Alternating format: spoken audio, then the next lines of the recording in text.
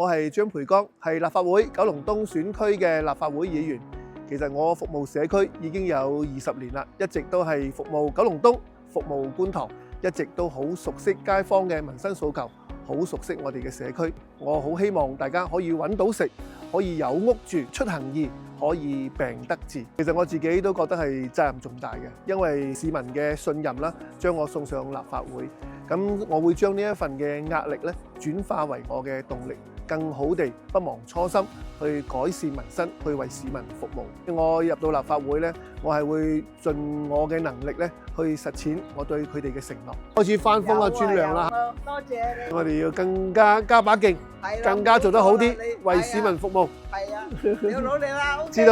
道。去到立法會議員也好，我認為都要做好嗰個橋梁嘅作用咧，上情下達，下情上報。爭取東九龍線都有10幾年啦，過程反反覆覆、轉轉折折，希望可以就盡快動工、盡快興建，令到日後市民受惠嘅日子咧可以提早。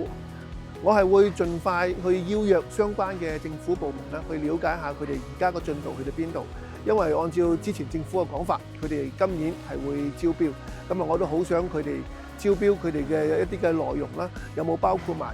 之前我哋一直反映，希望借助呢個東九龍線佢哋嘅出入口，去令到周邊嘅民生嘅接駁更加方便、更加順暢。呢啲嘅民生嘅訴求，睇下佢哋有冇擺落去啦。你提重推出售公屋啦，同埋首置置業豁免印花稅啦，呢兩項措施嘅目的係啲乜嘢呢？同埋呢兩項措施咧，係咪可以幫助到我哋本地嘅青年人咧，解決上車困難呢一個問題呢？九龍東主體部分就係觀塘區，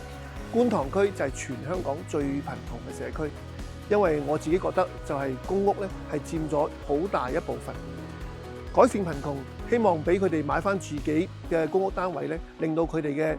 財富、佢哋嘅資產可以累積，令到佢哋更加有決心、有信心出去拼搏，去向上流動。要求豁免首次置業印花稅咧，我就係希望個定價咧係1000萬以下嘅樓價，希望可以佢哋第一次置業幫佢一把，咁啊令到佢哋上車咧個負擔咧可以減輕一啲，凝聚